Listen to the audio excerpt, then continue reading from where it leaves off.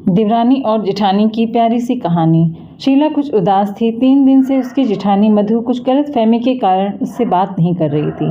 शीला एक हंसमुख और मिलनसार औरत थी। उसको जेठानी की नाराज़गी अच्छी नहीं लगी। उसने कई बार उनसे बात करने का प्रयास किया, पर जेठानी मधु ने उससे बात तक नहीं की। शीला की शादी को 2 साल हो गया था। संयुक्त परिवार की वह मझली बहू थी। उसके परिवार में पति, जेठ, जेठानी, देवर, उसकी पत्नी, सास ससुर सब थे। जेठ के 2 बच्चे थे, सब जबकि देवर की एक बेटी थी। शीला को अभी कोई संतान नहीं थी, पर शीला देवर और जेठ के बच्चों को अपनी संतान की तरह ही प्यार करती थी। बात कुछ यूँ थी कि 4-5 दिन पहले मधु ने शीला को उसके बच्चों के लिए पसंद का खाना बनाने के लिए बोला, पर शीला सर व कमर दर्द के कारण नहीं बना पाई और सो गई। बच्चे भी जिद करने लगे और रो रो के सो गए। बस मधु को गुस्सा आ गया। उसने शीला से बात करना बंद कर दिया। सीमा ने तबीयत खराब होने का भी बोला, पर मधु कब कुछ सुने, कुछ भी उसने नहीं सुना। हालांकि यह कोई ऐसी बात नहीं थी कि मधु इतने दिनों तक नाराज़ रहती, पर शीला को देखना तक उसने छोड़ दिया था।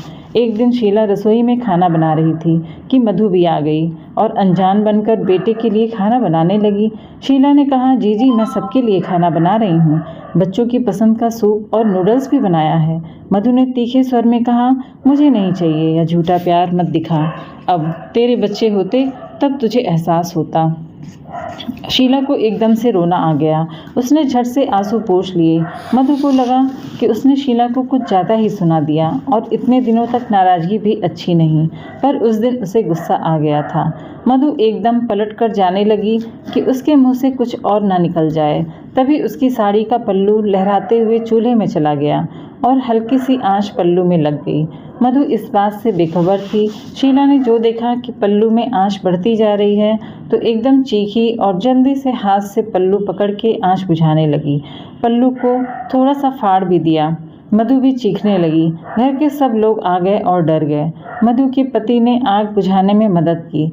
फिर सभी ने शीला के साहस पर उसकी तारीफ की। अच्छा यह हुआ कि मधु को कोई नुकसान नहीं हुआ, पर शीला को हाथ में हल्की सी आंच लग गई थी।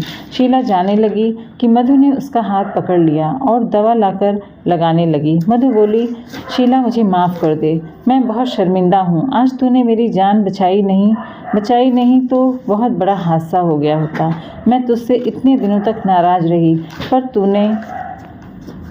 और वो कहते कहते चुप हो गई। शीला ने मधु को आगे बोलने ही नहीं दिया और उसके मुंह पर हाथ रख दिया।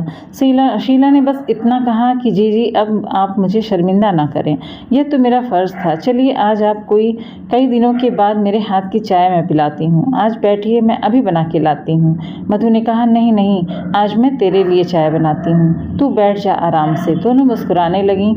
शीला की सास को आज शीला पर बहुत गर्व हो रहा था। कहानी कैसी लगी आपको? अपनी राय कमेंट बॉक्स में दीजिएगा।